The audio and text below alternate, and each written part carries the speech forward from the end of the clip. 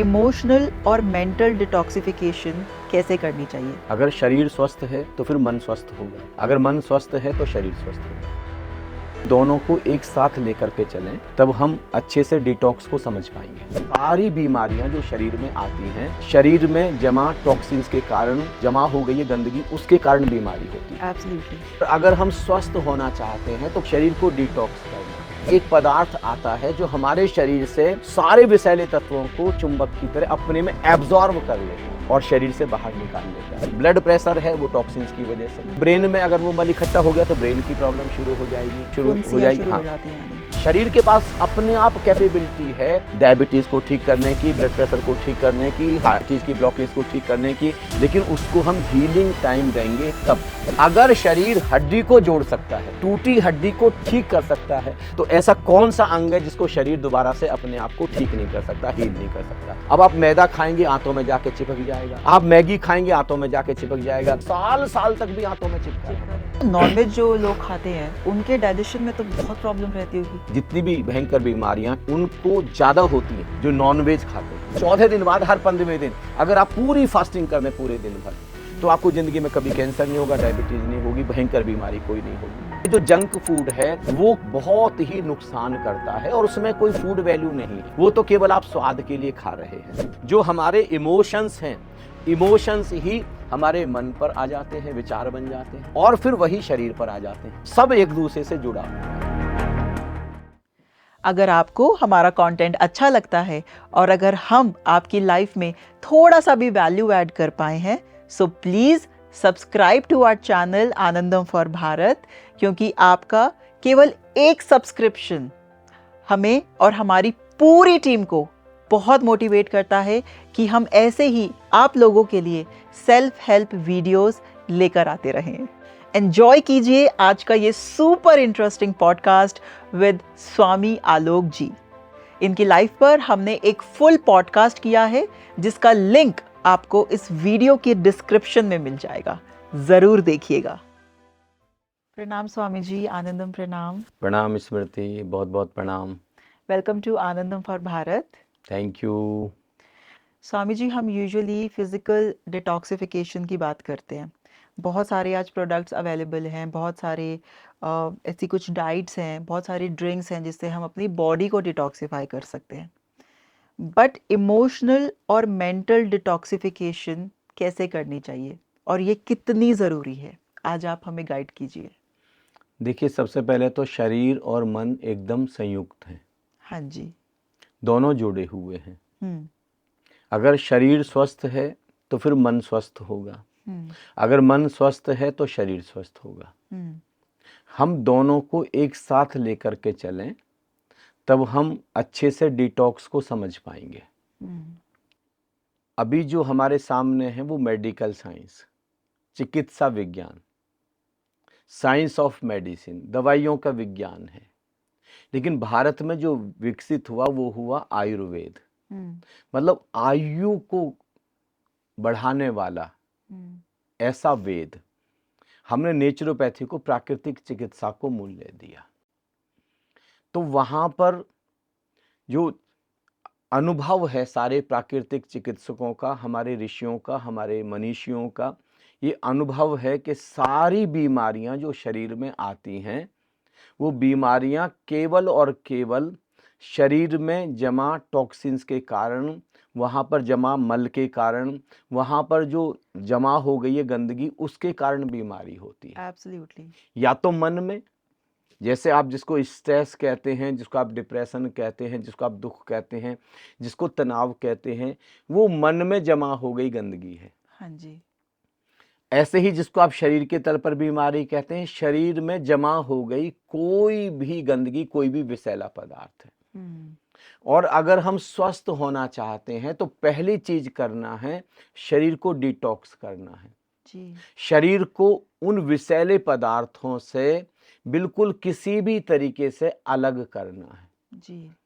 और उसके लिए मैं कुछ विधियां बताता हूं जी स्वामी जी, जिससे कि बिल्कुल साफ। देखिए, अगर आपका पेट सुबह को एकदम से साफ होता है तो आपको कोई बीमारी पकड़ने के चांस नहीं है।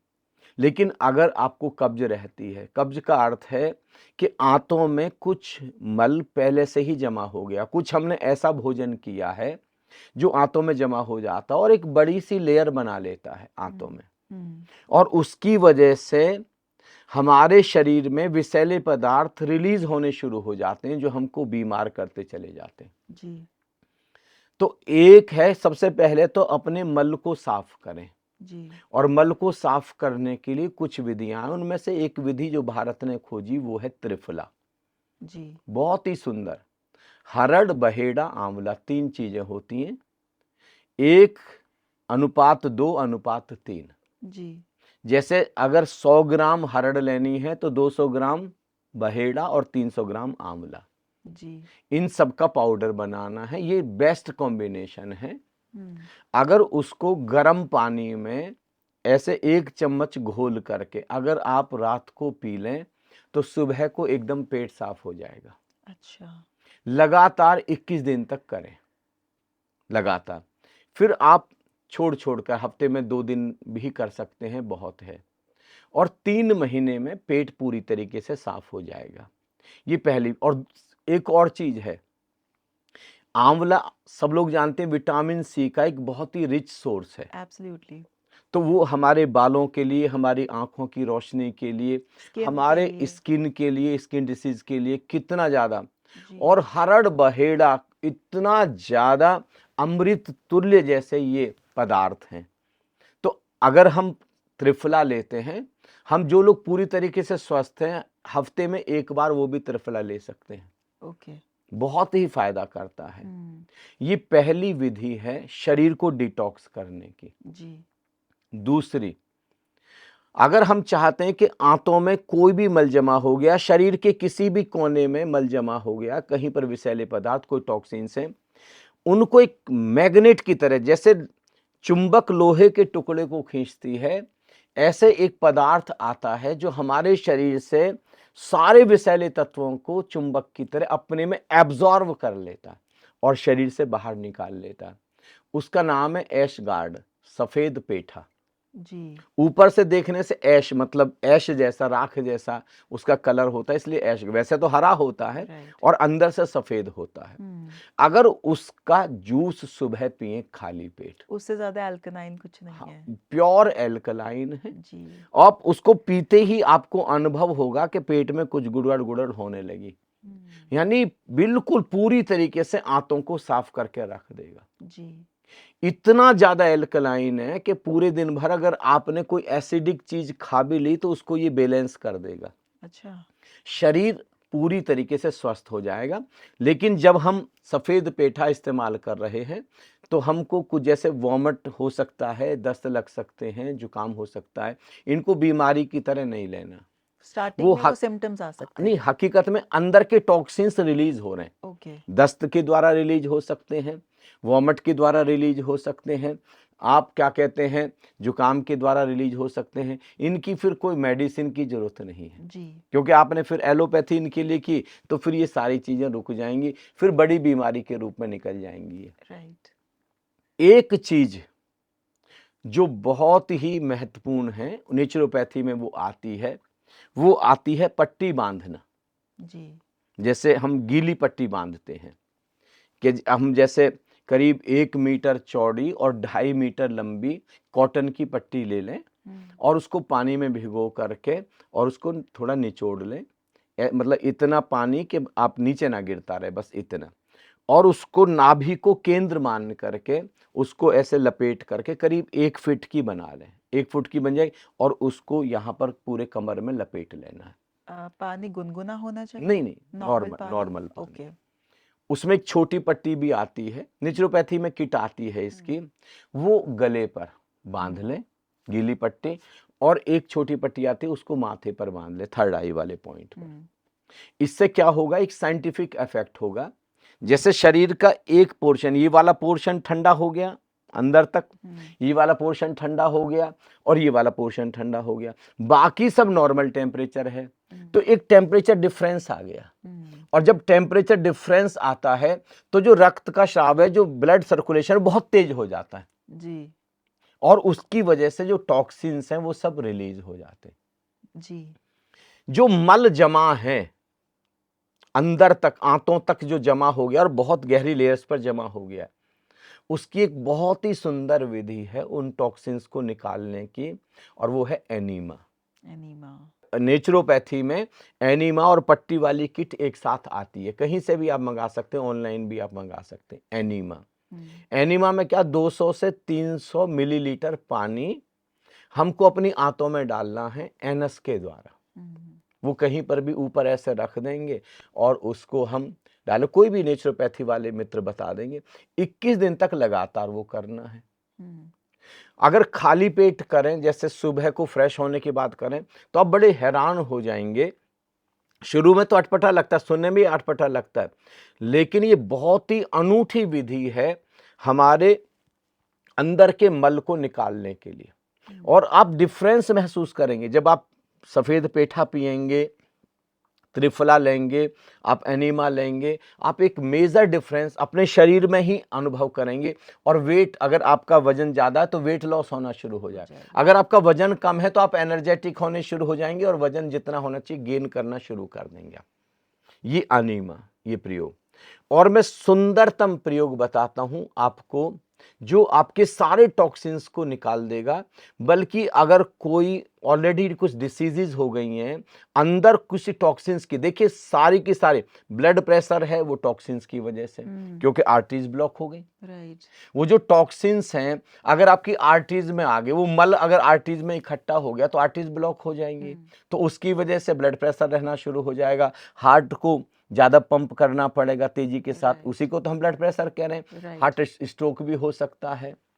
वही चीज अगर ब्रेन में अगर वो मल इकट्ठा हो गया तो ब्रेन की प्रॉब्लम शुरू हो जाएगी, आंतों में इकट्ठा हो गया तो कब्ज की दिक्कत आनी शुरू हो जाएगी, कहीं पर भी वो आएगा तो आपको परेशानी। स्किन डिजीजेस भी, मतलब हाँ, एक्ने आने स्टार्ट हाँ हो हाँ जाते हैं। बिल्कुल, आप शरीर के तल पर बहुत सारी बीमारियां आपको शुरू हो जाएगी। हाँ, सिरोसिस जैसी बीमारी भी हो सकती है आपको उसकी वजह से। तो सुंदरतम जो अभी तक विज्ञान दिया भारत ने, और केवल भारत ने नहीं, हर परंपरा में, चाहे हिंदू परंपरा है, चाहे मुस्लिम परंपरा है, जैन परंपरा है, बौद्ध परंपरा है, ईसाई परंपरा है, किसी ना किसी बहाने fasting is the best medicine. Fasting से ज्यादा सुंदर कोई दवा नहीं है। बॉडी अपने आप ही रेजुनेट हो जाती है। देखिए हमारा जो शरीर है, प्रकृति ने हमारे शरीर को एक क्षमता दी है कि हमारा शरीर अपने आप ही खुद को हील कर सकता है। अंदर कुछ भी अगर चला जाए, वायरस चला जाए, बैक्टीरिया चला जाए, कोई डिसीज चली जाए, तो शरीर हील करता है। लेकिन हम उसको हीलिंग टाइम दें। जैसे जब मैं छोटा होता था तो किसी की हड्डी टूट जाती थी तो उस पर प्लास्टर बंधता था, तो मुझको लगता था कि इस प्लास्टर में कोई दवाई मिली हुई है जो इस हड्डी को जोड़ देती है, मुझे ऐसा लगता था।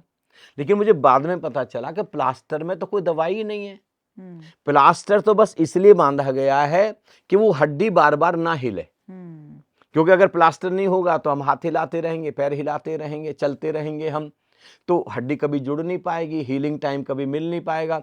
तो प्लास्टर अब बंध गया हाथ में, पैर में, कहीं पर भी जहां पर हड्डी में क्रैक आया है। तो अब उतने समय में, जितने डॉक्टर को पता है, वैद्य को पता है कि कितने समय में हड्डी हील हो जाएगी। शरीर, देखिए हड्डी के उदाहरण से लें, अगर शरीर हड्डी को जोड़ सकता है, टूटी हड्डी को ठीक कर सकता है, दोबारा से शरीर उसको उतनी ताकत दे सकता है, तो ऐसा कौन सा अंग है जिसको शरीर दोबारा से अपने आप को ठीक नहीं कर सकता, हील नहीं कर सकता। लेकिन हम उसको, यहां तो प्लास्टर की वजह से टाइम मिल गया, हम बाकी अंगों को हम समय ही नहीं देते हील करने का। कोई भी भोजन जो इनटेक आप ले रहे हैं उसको पचने में थोड़ा समय लगता है। जैसे आप फल खाते हैं, फल को पचने में 3 घंटे का समय लगता है। 1 घंटे पेट में रहेगा, 1 घंटे आंतों में, बड़ी छोटी आंत में रहेगा, और 1 घंटे बड़ी आंत में रहेगा। फिर अपना सारा तत्व निकल करके फिर बाकी मल में चला जाएगा।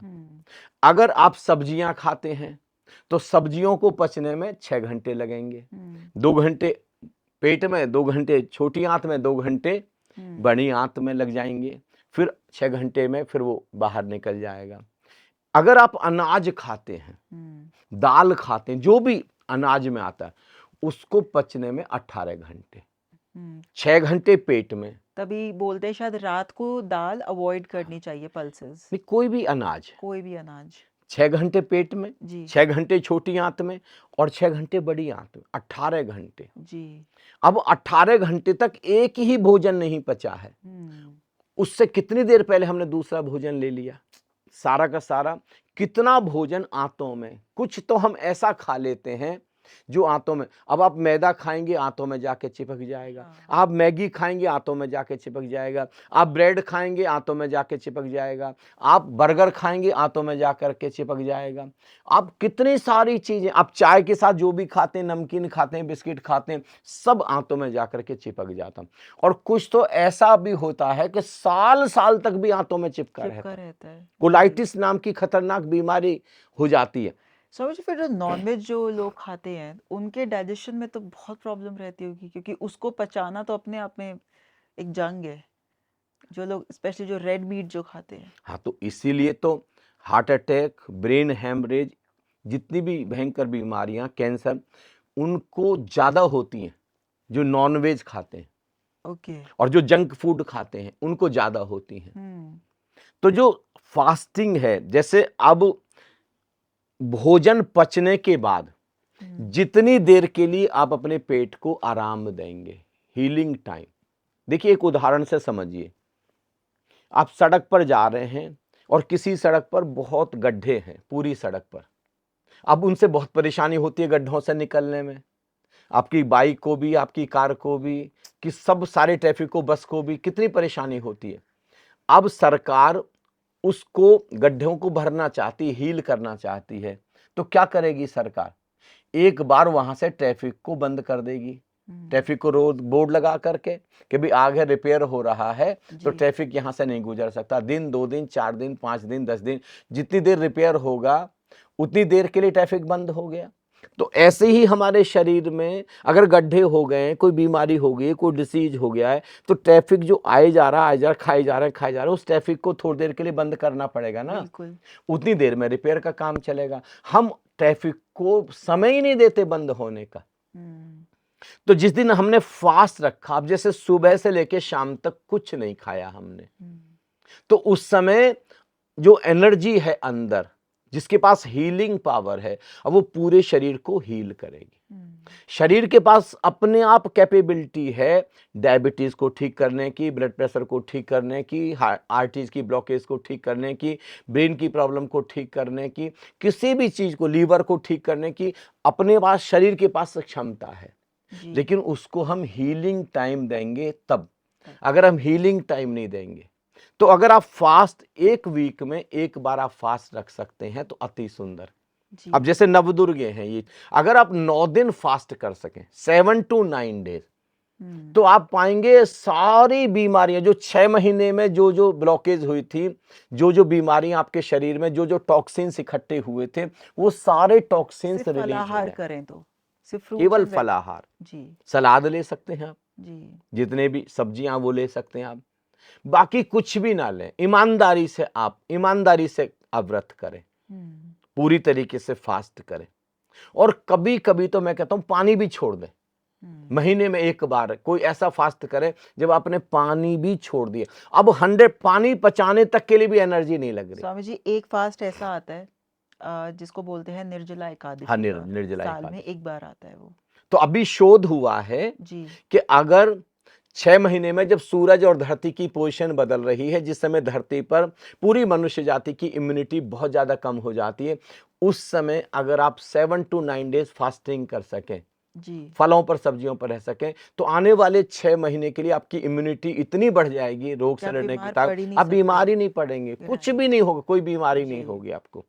इवन जो बीमारियां इन 6 महीने में भी अगर शरीर में आ गई थी जाने अनजाने, वो सब भी रिवर्स हो जाएंगी, वो सब भी बिल्कुल ठीक हो जाएंगे, एकदम हील हो जाएंगे। फिर आगे 6 महीने बाद, और अभी तो एक सज्जन को नोबेल प्राइज मिला इस बात पर कि अगर 14 दिन बाद हर 15वें दिन अगर आप पूरी फास्टिंग कर दें पूरे दिन भर, तो आपको जिंदगी में कभी कैंसर नहीं होगा, डायबिटीज नहीं होगी, भयंकर बीमारी कोई नहीं होगी। और भारत में तो ये व्रत एकादशी का कितनी सदियों से चल रहा है, हम उसका पालन नहीं कर रहे। मैं सुंदरतम बताता हूं जिस चीज को मैं फॉलो कर रहा हूं, वो है इंटरमिटेंट फास्टिंग। जी। और जब से मैंने इसको फॉलो किया है, मैंने अपने शरीर में इतने परिवर्तन होते हुए देखे हैं। अच्छा। मेरा बीपी इतना शूट हो जाता था बहुत ज्यादा, और सारी चीजें, थायराइड और क्या कहते हैं डायबिटीज, ये सारा सब, डायबिटीज बिल्कुल बॉर्डर लाइन पर आ गई थी, बल्कि थोड़ी सी क्रॉस कर गई थी। थायराइड तो बहुत ज्यादा हो गया था, और बीपी तो मेरा, अब बता भी नहीं सकता मैं, बीपी तो मेरा इतना ज्यादा हो जाता था 220। अच्छा। और डॉक्टर्स कहते थे बिल्कुल क्या कहते हैं, अब आप एडमिट हो जाइए, अब लाइफ लॉन्ग दवाई खानी पड़ेगी। लेकिन मेरा मन स्वीकार करने को राजी नहीं था कि मैं लाइफ लॉन्ग दवाई खाऊं, बिल्कुल ना थायराइड की। तो मैंने इंटरमिटेंट फास्टिंग शुरू की। और इंटरमिटेंट फास्टिंग में क्या है, आपको 14 घंटे से शुरू करें और 16 घंटे तक ले जाएं। तो आपका लास्ट डिनर टाइम क्या रहता है? जैसे अगर मेरा प्रोग्राम नहीं चल रहा है तो 6 बजे, 6 बजे। हाँ, ओके। मेरा हो जाता, डिनर हो जाता 6 बजे। जी। अगर प्रोग्राम जैसे 6:30 बजे तक है तो 6:30 और 7 के बीच में, ओके। यानी 7 इज लिमिट। ओके। 7 बजे तक मेरा भोजन अधिकतम हो जाएगा, उसके बाद नहीं। हम्म। अब उसके बाद कम से कम 14 घंटे अब आपको कुछ नहीं खाना। तो आप खाते हैं फिर नेक्स्ट डे सुबह 9-10 बजे? हाँ, 9-10 बजे करीब। ओके। और वो भी मैं फ्रूट्स लूंगा, वो भी सीधे सीधे मैं भोजन नहीं लूंगा मैं।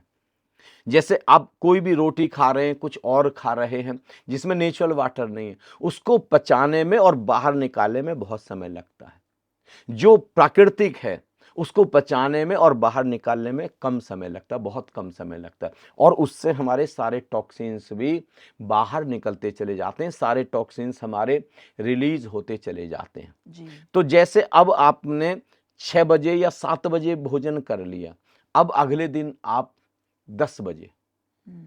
और वो भी फल। इस बीच में आप नारियल पानी ले सकते हैं, हम्म। आप हरी सब्जियों का जूस ले सकते हैं। हम्म। इस बीच में आप बाकी कुछ नहीं ले सकते, आप सिंपल पानी ले सकते हैं आप। और आप पाएंगे, जैसे कई बार ऐसे लगता है कि फास्टिंग से एनर्जी लेवल और बढ़ जाता तो है। स्वामी जी आपका बीपी, डायबिटीज ये सब सब कुछ नॉर्मल, अब सब मुझे कोई नॉर्मल हो दवाई गया? खाने की जरूरत नहीं पड़ती मुझे। अच्छा। हाँ, जबकि मुझे इतनी भयंकर स्थिति से मैं एक बार गुजरा, पॉइजन की स्थिति से, कि मैं पूरा लीवर डैमेज हो गया, पूरा का पूरा। डॉक्टर्स ने तो हैंड्स अप कर दिए थे जी। कि नहीं बचने की, लेकिन तब भी मैं रुका नहीं, और बस पूरी नेचुरोपैथी के अनुसार, प्राकृतिक तरीके से फल मैंने अपने जीवन में अनुभव किया है। अगर आप अधिक से अधिक फलों का और सब्जियों का भोजन करें तो आप पाएंगे आपकी कोई बीमारी नहीं टिक सकती आपके शरीर में। जी। ब्लड प्रेशर नॉर्मल हो जाएगा, आपकी डायबिटीज नॉर्मल हो जाएगी, आपकी थायराइड नॉर्मल हो जाएगी। अगर आप लगातार फलों और सब्जियों का, तो आपकी सारी कैंसर की सेल्स भी रिवर्स हो जाएंगी। जी। 9 महीने में कैंसर पूरी तरीके से रिवर्स हो जाएगा। लेकिन आपको पेशेंस के साथ में फलों पर, सब्जियों पर, फलों का जूस, सब्जियों का जूस, इस सब पर आपको आना है। और बाकी सारी की सारी चीजें, जंक फूड तो पूरी तरीके से अवॉइड कर दें, क्योंकि जो जंक फूड है वो बहुत ही नुकसान करता है और उसमें कोई फूड वैल्यू नहीं है। वो तो केवल आप स्वाद के लिए खा रहे हैं।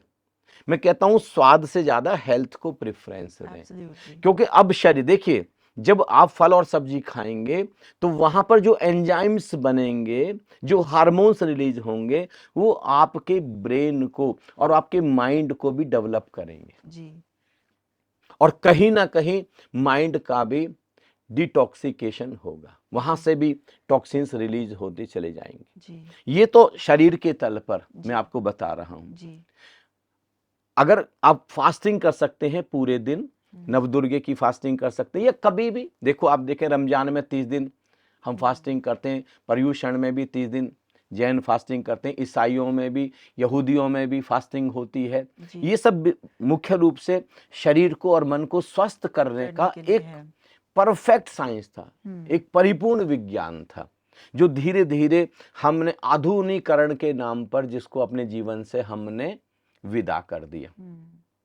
उसको हमको दोबारा से पालन करना चाहिए। और जितने लोग भी पालन कर रहे हैं वो ज़्यादा हेल्दी हैं, ज़्यादा एनर्जेटिक हैं।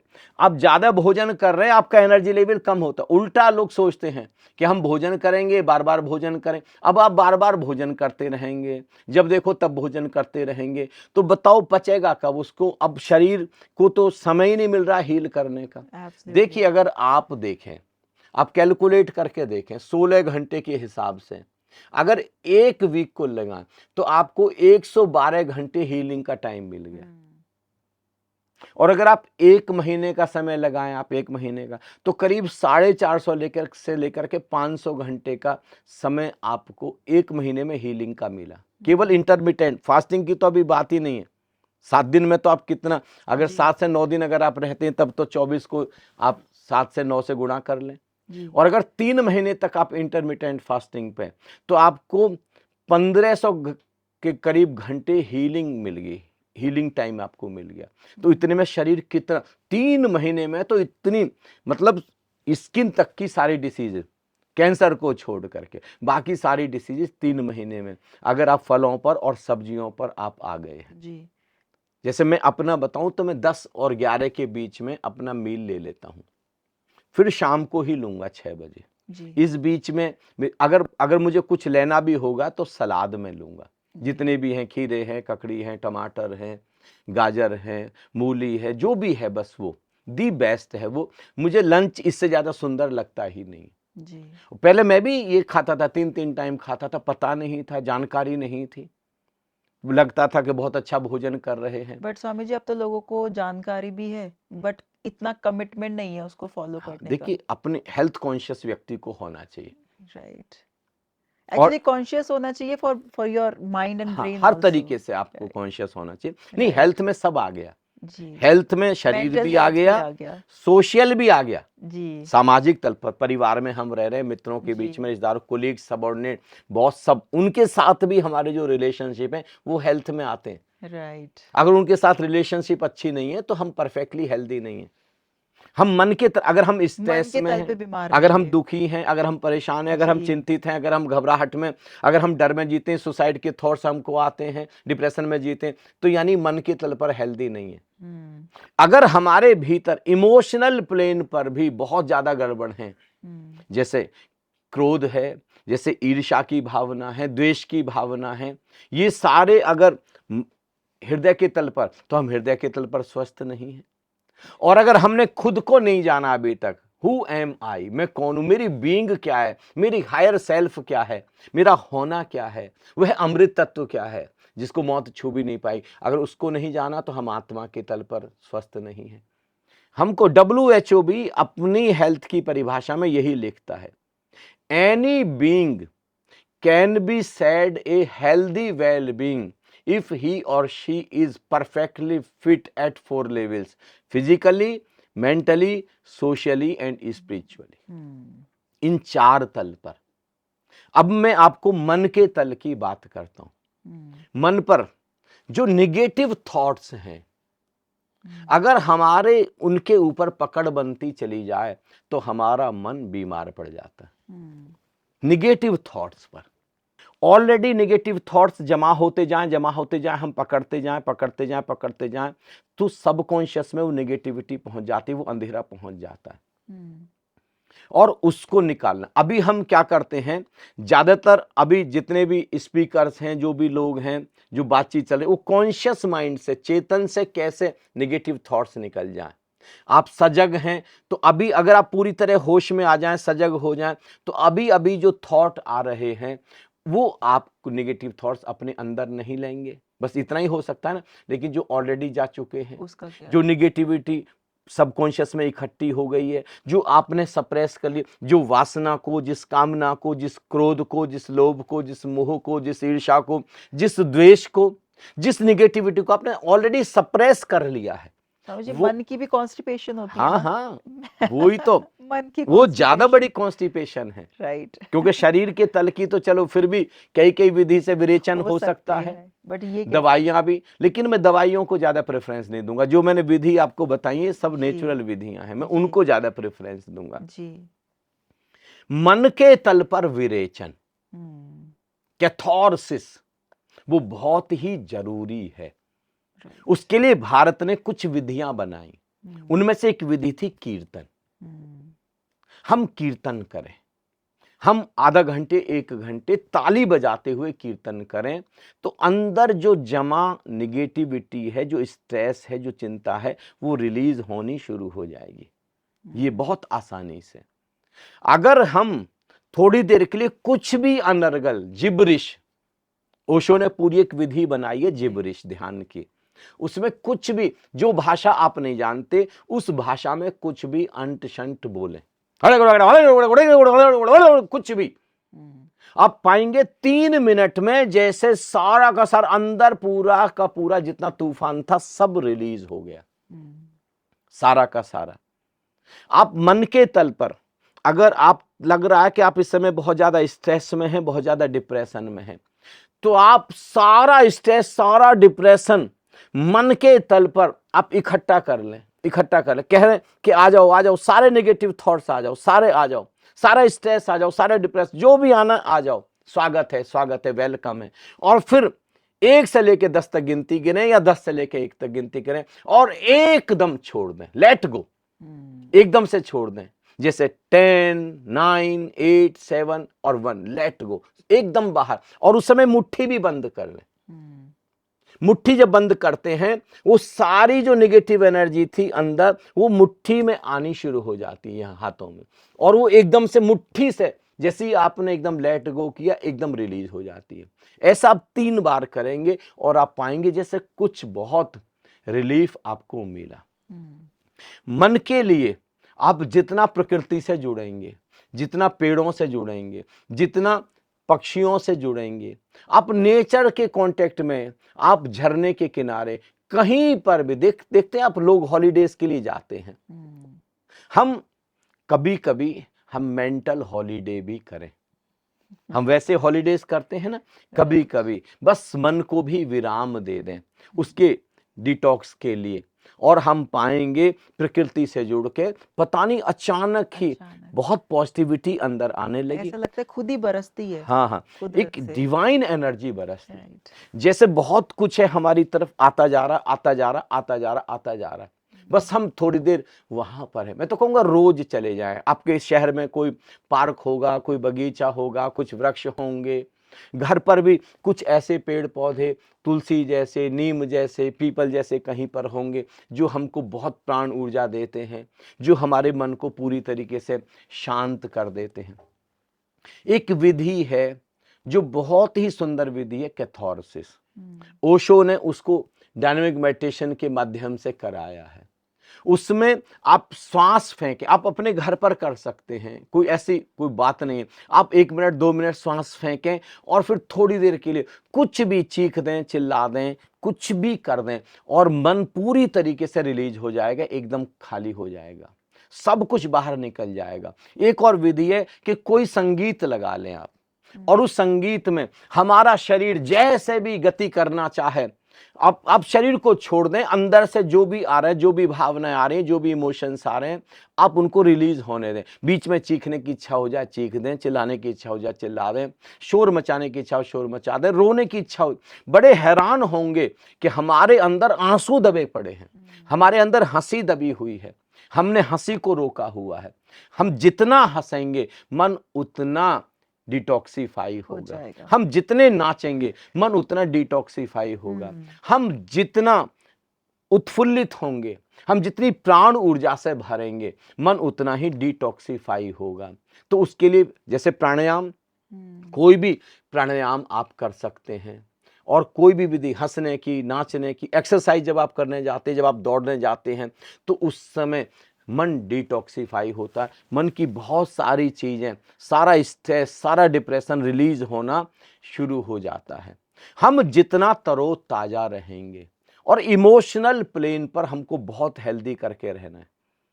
जो हमारे अंदर ओरिजिनल क्वालिटीज हैं, जैसे प्रेम हमारी ओरिजिनल क्वालिटी है, नफरत नहीं, नफरत हमने उधार ली है। हम अपने अंदर प्रेम को डेवलप करें, इमोशनल प्लेन पर हम हेल्दी हो जाएंगे। और उसका असर याद रखिएगा, जो हमारे इमोशंस हैं, इमोशंस ही हमारे मन पर आ जाते हैं, विचार बन जाते हैं, जो हमारे भावनाएं हैं, जो हमारी फीलिंग्स हैं, और फिर वही शरीर पर आ जाते हैं। सब एक दूसरे से जुड़ा हुआ है।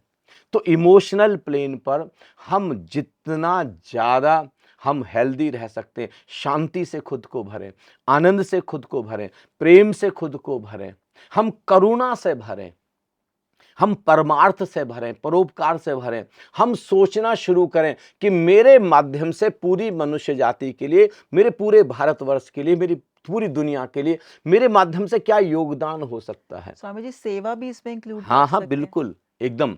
सेवा से देखो ईगो गिर जाता है। हाँ जी। प्रेम का भीतर प्रादुर्भाव होता है, प्रेम विकसित होता है, पुष्पित होता है, पल्लवित होता है। सेवा तो जैसे एक तरीके से सारा का सारा अंदर का मैल मिटा देती, सारा का सारा। श्री गुरु गोविंद सिंह जी के जीवन की घटना है, आपने सेवा की बात की तो मुझे याद आ गई। उस समय के बड़े से बड़े जो विद्वान थे औरंगजेब के समय, उनका नाम था भाई नंदलाल। तो भाई नंदलाल औरंगजेब के बेटे को पढ़ाने के लिए आते थे। तो औरंगजेब के बेटे को कुरान शरीफ पढ़ा रहे थे भाई नंदलाल। तो औरंगजेब ने ऐसे छिप करके देखा पीछे से, इतना सुंदर अरबी भाषा की जो बात थी, उर्दू की, इतना सुंदर तो उन्होंने किसी मौलवी को, किसी मुसलमान को भी इतनी सुंदर व्याख्या करते हुए नहीं सुना था।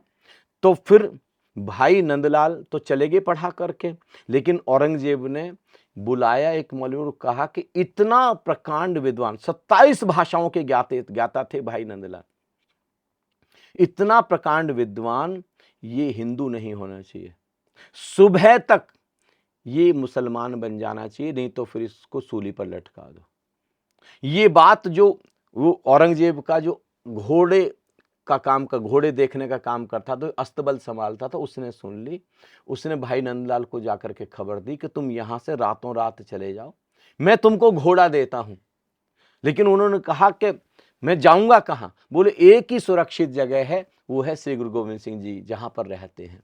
और वो रातों रात घोड़ा चला करके वहां पर दौड़ा करके पहुंचे श्री गुरु गोविंद सिंह जी। तो उनको था कि श्री गुरु गोविंद सिंह जी के दरबार में जाऊंगा, वहां पर खबर करूंगा, जब उनको पता चलेगा भाई नंदलाल आए हैं तो बाहें फैला करके स्वागत करेंगे।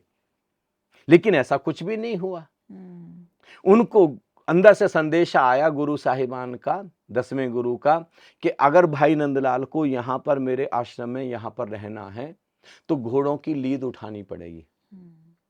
अब वो घोड़ों की लीद उठाने लगे, और वहां पर मजबूरी थी, अब वहां पर वापस तो जा नहीं सकते, नहीं तो वहां पर मौत ही होगी, मौत के अलावा कुछ भी नहीं है। अब घोड़ों की लीद साफ कर रहे हैं, रोज घोड़ों की लीद साफ कर रहे हैं। श्री गुरु गोविंद सिंह जी सबसे मिलते, लेकिन भाई नंदलाल से नहीं मिलते। ऐसे करते करते बहुत समय, महीने, 2 महीने, 3 महीने, साल बीत गया, 2 साल बीत गए। फिर उनका प्रमोशन किया गया, और प्रमोशन क्या किया गया? उनको बर्तन मांजने की, बर्तन साफ करने की सेवा दी गई। अब वो बर्तन मांज रहे हैं, उनके परिवार के लोग, रिश्तेदार मिलने के लिए आए, तो उन्होंने देखा बर्तन मांज रहे हैं, घोड़े की लीद उठा रहे हैं। तो उनके परिवार के लोगों ने कहा कि अरे आपके जैसा भी ये क्या कर रहा है, ये तुम क्या कर रहे हो, यहाँ पे क्यों हो? और उनके मुंह पर हाथ रख दिया भाई नंदलाल ने, कि बोले मुझको भी नहीं पता था कि इससे क्या हो सकता है। घोड़ों की लीद उठाते उठाते मेरे अंदर की लीद भी साफ हो गई, और बर्तन मांजते मांजते मेरे मन में भी जो मैल चढ़ा हुआ था, जैसे बर्तनों का मैल चढ़ा हुआ था, वो उसको मैंने मांजा, ऐसे ही मेरे मन के बर्तनों का मैल भी सारा का सारा साफ हो गया। मेरे मन का बर्तन बिल्कुल शुद्ध हो गया। यह चीज, मन को डिटॉक्स करना बहुत ही सुंदर कला है, और उसके लिए कैथार्सिस, रेचन करना, जिब्रिश करना, कीर्तन करना, कहीं पर भी ऐसे ही हंसना, नाचना, चीखना, चिल्लाना, किसी तरीके से पागल होकर के बिल्कुल नाचें, लेकिन मन के बर्तन को पूरी तरीके से साफ कर दें, तब ही जात इमोशनल प्लेन पर पूरी तरह हेल्दी। और सबसे बड़ी चीज, स्वयं को जाने, मैं कौन हूं, इसका उत्तर अपने अनुभव से खोजें, किसी के बताने से नहीं।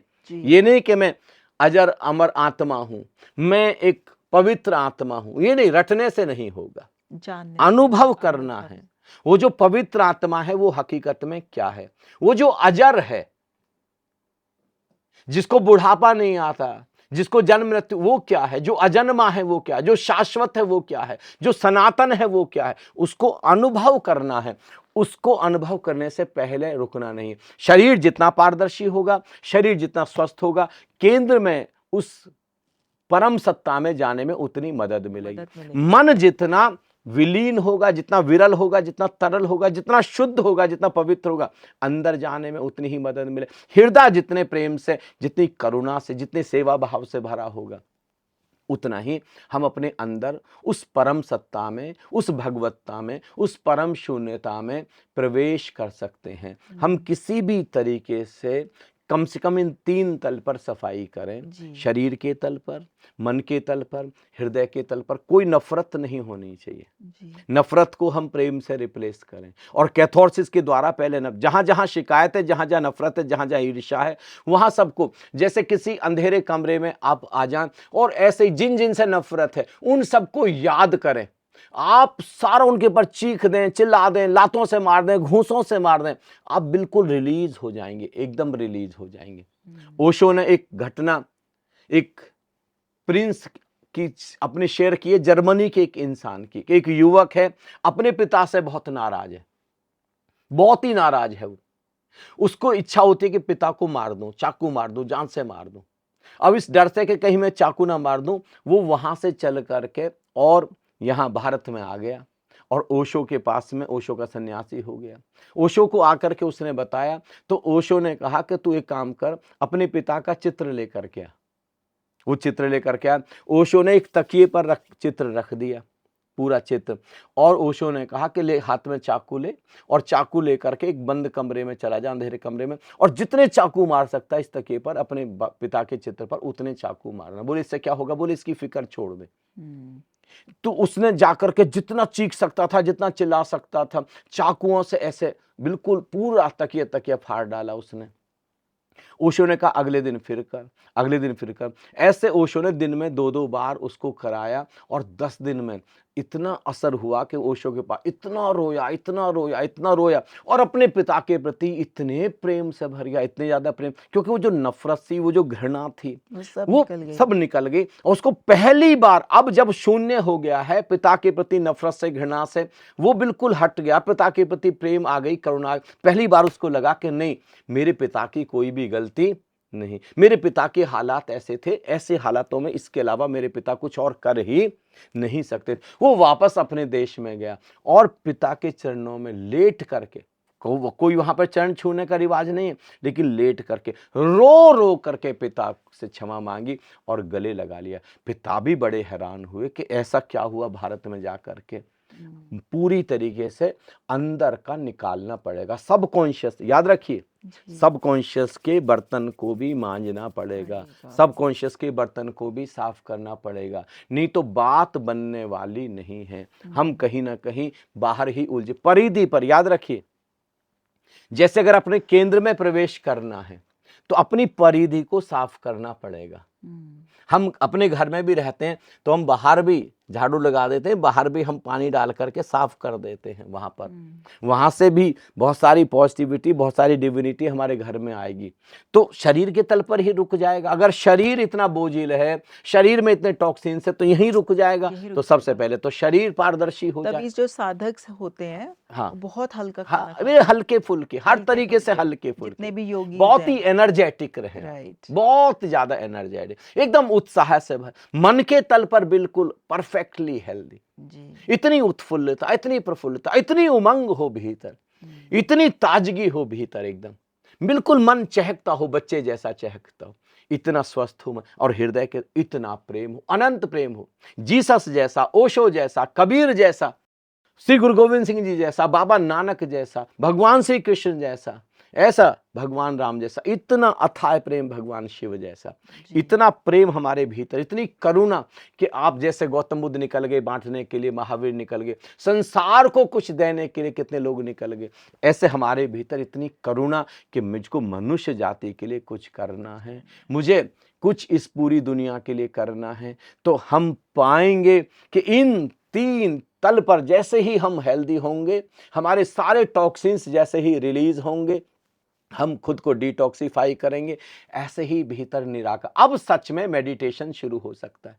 अब आप साक्षी हो सकते, पूरी तरह सचेत हो सकते, पूरी तरह चैतन्य हो सकते हैं। परम जागरण में अब आपकी आसानी से छलांग लग सकती है, और जी। उसको ही भारत में कहा जाता है स्वस्थ हो जाना। स्वस्थ जी। मतलब स्वयं में स्थित हो जाना, यानी अपने केंद्र में पहुंच जाना, बहुत जाना। सेल्फ सेंटर्ड हो जाना। Beautiful, beautiful. ये ही परम स्वास्थ्य है। इससे सुंदर पॉडकास्ट मैंने तो कभी यूट्यूब पे नहीं सुना, और मुझे ये आपके साथ करने का सौभाग्य मिला। इसके लिए मैं प्रभु का बहुत बहुत धन्यवाद करती हूँ। Thank you so much Swami ji for this बहुत बहुत ब्यूटीफुल धन्यवाद, फॉर द मुझे बहुत ही ब्यूटीफुल मजा आया। Podcast. Thank you Smriti, lot of thanks. Thank you so much Swami ji.